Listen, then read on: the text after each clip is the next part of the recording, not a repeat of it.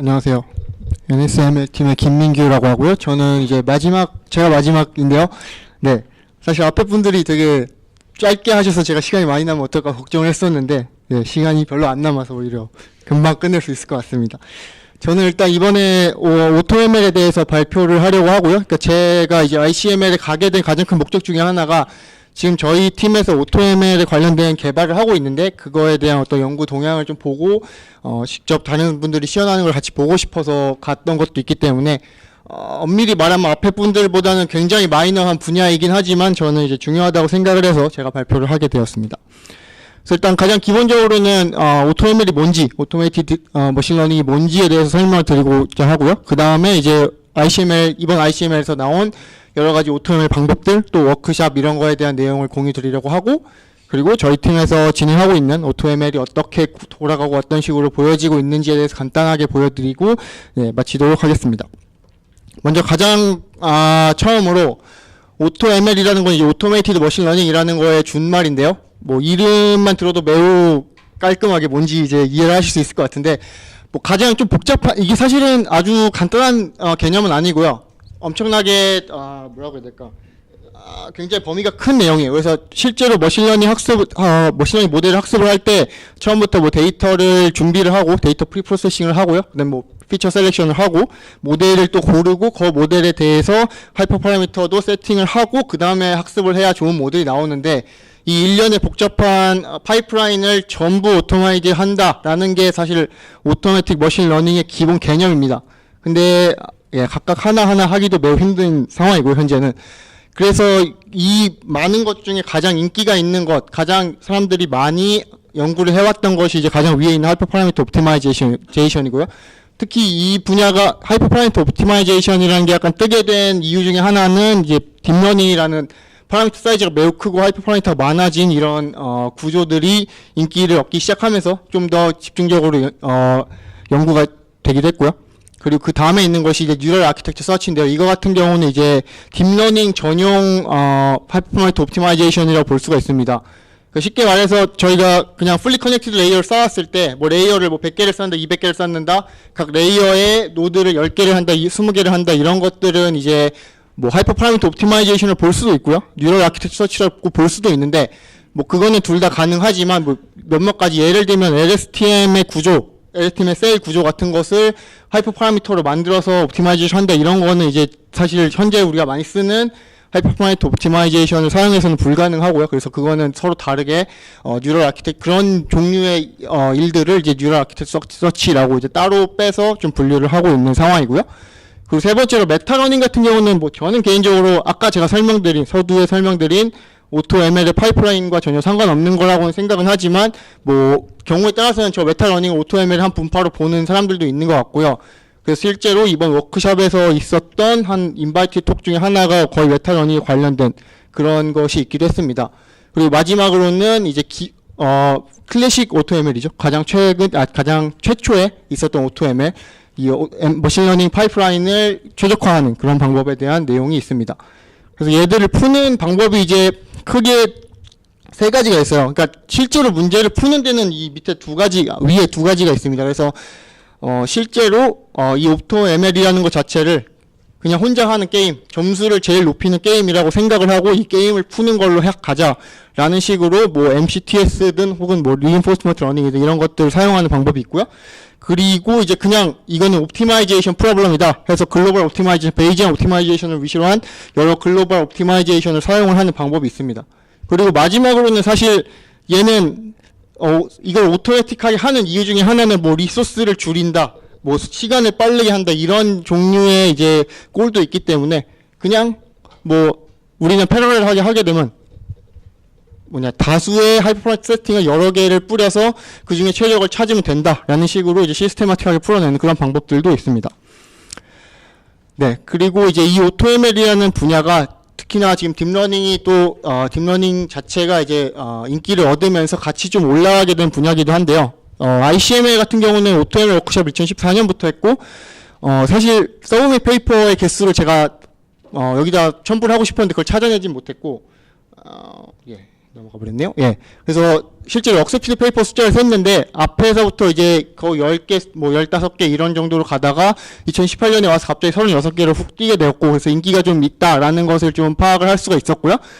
그리고 오토ML 챌린지라는 게 따로 있는데 얘는 이제 앞에서 제가 설명드린 것 중에 파이프라인 옵티마이제이션에 조금 더 가까운, 그러니까 뉴럴 네트워크가 좀 상관없는 그런 분야인데요. 이것도 이제 첫 번째, 두 번째 같은 경우는 첫 번째는 정확하게 모르고 두 번째는 아마 PAKDD라는 그런 학회에서 이제 챌린지가 열렸는데 세 번째는 이제 립스라는 사실 머신러닝에서 제일 큰 학회에서 이제 열리게 되는 정도로 조금 관심을 모으고 있다라는 것을 설명을 드리려고 합니다. 네, 그래서 ICML에서 있었던 오토ML에서 설명을 드리면 일단은 옵티마이제이션 세션이 꽤 많았어요. 그러니까 ICML은 아까 앞에 분들이 설명을 해 주셨듯이 좀 클래식한 머신러닝 알고리즘들도 많이 소개를 하는 편이기 때문에 약간 수학적인 옵티마이제이션에 관련된 내용도 많았고요.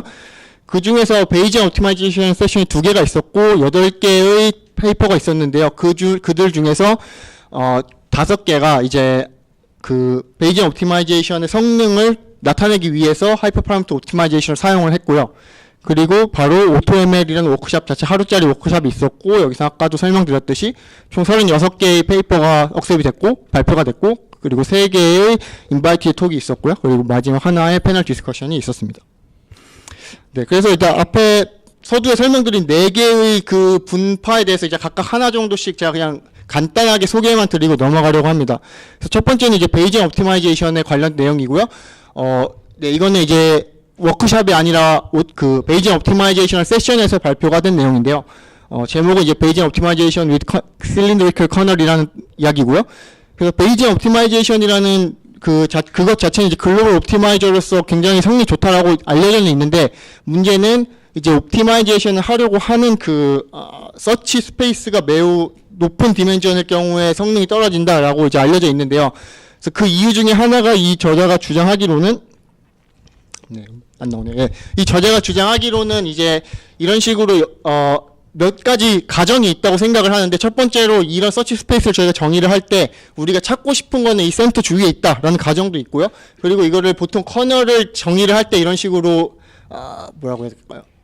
네, 구형의 커널을 정의를 하게 되는데요. 이렇게 되면은 이제 기본적으로 이 위치에서 이제 탐색을 하고 X1과 X2를 탐색을 하고 나서 그 다음에 우리가 다음번 위치를 탐색을 하게 될 때 베이지안 옵티마이제이션은 이 바깥쪽, 그러니까 우리가 맨 처음에 정의한 서치 스페이스의 가장자리 쪽을 주로 탐색을 하게 된다라는 그런 현상을 발견을 하고 아까 초기에 말씀드렸듯이 우리가 이 서치 스페이스를 정의를 할 때의 가정은 이 가운데 근처 어딘가에 옵티말이 있다라고 가정을 하는데 얘는 허구나 밖에만 돌아다니기 때문에 실제로 좋은 것을 찾아내지 못하는 그런 문제가 있고요. 그래서 이거를 해결하기 위해서 그냥 이 커널 자체를 구형이 아니라 원기둥 형태의 모양을 바꿨더니 이제 저런 식으로 실제로 찾지 못했던 이 지점, 빨간 지점을 탐색할 수 있게 되었다라는 이런 내용입니다. 그래서 실제로는 이거는 어플리케이션으로서 하이퍼파라미터 옵티마이제이션을 이제 언급을 하긴 했는데 추가적으로 얘는 하이 디멘전에서도 동작을 하기 때문에 그냥 파라미터 옵티마이제이션으로도 동작을 잘 한다라고 뭐 엠리스트 같은 작은 예제에 대해서도 어느 정도 결과를 리포트를 하기도 한 그런 논문입니다. 네, 그 다음으로는 이제 뉴럴 아키텍처 서치인데요. 이거 같은 경우는 이제 그냥 세션에서는 제가 본 거로는 이제 발표가 된 것이 없고요.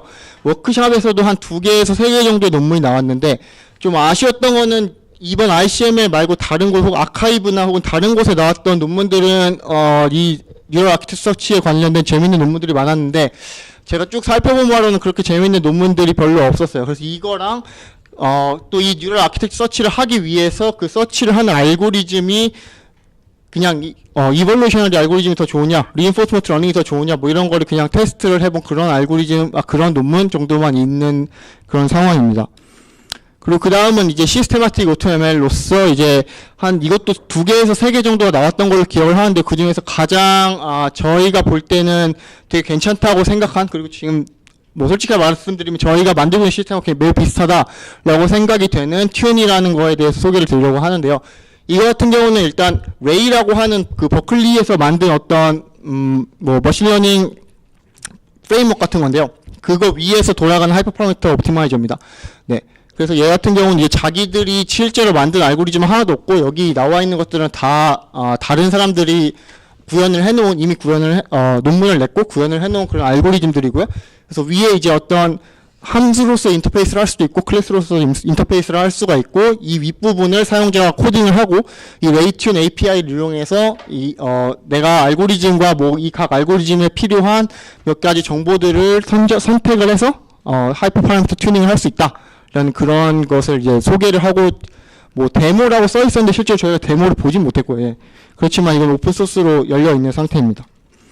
그리고 마지막은 이제 가장 최초의 AutoML 그 파이프라인 옵티마이제이션을 위해서 보통 많이 쓰는 AutoML에서 원플레이어 게임이라는 방법을 사용을 한 건데요.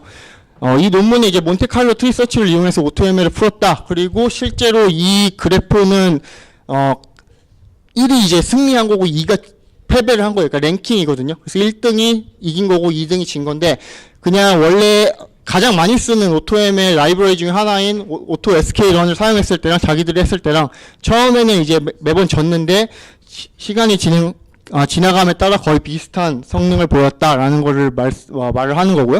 얘가 하는 거는 이제 제가 아까 맨 처음에 말씀드린 파이프라인 중에서 모델을 선택을 하고 내가 어떤 종류의 모델을 쓸 거다. 그리고 그 모델의 하이퍼 파라미터를 뭐를 쓸 거다라는 거를 몬테칼로 트리 서치를 이용해서 이제 탐색을 하고요. 그중에 가장 좋은 걸 선택을 해서 학습을 시켰을 때 오토 SK론과 거의 유사한 성능을 보인다라는 그런 내용을 담고 있는 논문입니다. 네, 그래서 이 ICML에서 나온 AutoML을 대충 이제 좀 요약을 해보면 지금까지는 사실 베이지언 옵티마이제이션 이런 것보다 오히려 시스테마틱하게 그냥 여러 개를 패러럴하게 뿌려놓고 쭉 보는 게 더 성능이 좋다, 더 잘 나온다라는 이야기들을 많이 하고요. 그래서 대부분 저런 reinforcement learning 혹은 뭐 베이지언 옵티마이제이션 아니고요. reinforcement learning 같은 경우는 실제로 뉴럴 아키텍처 서치 이런 데서 사용되는 게 아니라 뭐 데이터 트랜스폼을 하거나 데이터 피처 셀렉션을 하거나 이런 데 오히려 많이 사용을 하고 그런 논문을 많이 발표를 했었습니다. 그리고 또 이제 저 두 개를 나눈 것에 이어서 이런 베이지언 옵티마이제이션 혹은 리인포스먼트 러닝 같은 것과 하이퍼밴드 혹은 뭐 랜덤 서치 같은 저런 패러럴하게 뿌리는 그런 알고리즘을 섞은 것이 이제 굉장히 성능이 좋다라는 것이 그런 논문이 이제 1개에서 2개 정도 발표가 됐었고요. 네. 그리고 이제 지금 제가 딥을 뺀건데 딥 아래를 쓰고는 있는데 사실 잘 됐다고 리포트를 한 사람은 뭐 이 ICML에서는 없었습니다. 네. 그리고 그 다음에 사실 이거를 발표를 할까 말까 좀 고민을 했었는데요. 사실 저희가 논문을 발표하지 않았음에도 불구하고 ICML을 가게 되는 목적 중에 하나가 거기서 보고 와서 이제 우리가 직접 개발을 하고 연구를 할 수 있게 많이 도움이 된다라는 걸 좀 보여주기 위해서 저희가 이제 가지고 있는 NSML, AutoML이라는 걸 잠깐 소개를 드리려고 합니다. 네. 그래서 아까 앞에서 말씀드렸던 그 튠이라는 애와 거의 비슷하고요. 네. 저희도 NSML이라는 프레임워크 위에서 AutoML이 돌아가게 되는 거고, 네. 그래서 저희는 이제 현재 그 패러럴 랜덤 서치, 파퓰레이션 베이스 트레이닝, 그리고 하이퍼밴드라는 3가지 알고리즘을 네, 가지고 있습니다. 그래서 간단하게 간단하게 데모를 보여드리면 일단 사실 이게 AutoML이고 한 번 돌릴 때마다 사이클이 매우 길기 때문에 사실 처음부터 끝까지 어떻게 도는지를 제가 보여드릴 수는 없고요.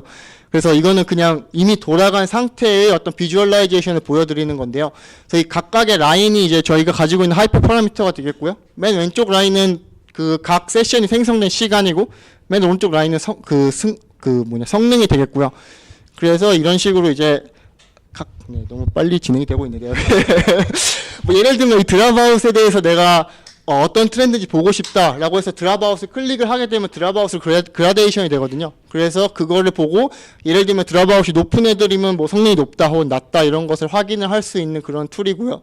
밑에 있는 것은 이제 각 한 라인이 이제 각 하나의 모델을 뜻하게 되는데요. 각 모델의 성능이 어떤 식으로 이터레이션을 가면서 어떤 식으로 바뀌는지를 보여주는 내용입니다. 네, 그리고 옆에 같은 경우도 마찬가지로 이제 하이퍼 파라미터라는 것 자체가 디멘전이 3개보다 높기 때문에 그냥 사람들이 볼 수 있게 쉽게 비주얼라이즈 하기 어려워서 첫 번째로는 이렇게 한 줄로 쭉 뿌리는 인터페이스를 구성을 했고요. 두 번째로는 이제 저 오른쪽 끝에 있는 각각 뭐 A라는 하이퍼 파라미터와 B라는 하이퍼 파라미터를 뭐 비교를 하자 이런 식으로 2디멘전으로 줄이거나 혹은 이 밑에 잠깐 지나갔었는데 뭐 TSNE 같은 것을 사용해서 스페이스를 줄여서 보여주는 그런 방식을 저희가 차용을 하고 있습니다. 그래서 결론적으로는 이제 제가 가장 많이 느낀 건데 오토메에 대한 관심이 사람들이 굉장히 많아졌고, 네, 예전에는 그냥 뭐 베이징 옵티마이제이션 이런 거나 쓰면서 좀 수학적인 거를 좋아하는 사람들이 많이 하는 그런 쪽의 분야였다면, 이제는 여러 뭐 시스템적인 것도 있고 수학적인 것도 있고 여러 가지 뭐 회사와 학교들이 상당히 많이 관심을 가지고 있는 분야다라고 생각을 하고 있고요. 네, 그래서 저희 같은 경우도 이제 그거에 따라서 저희 팀도 이제 비슷한 것을 만들고 있다, 뭐 이런 거를 이제 설명을 드렸습니다. 네, 저는 여기까지입니다.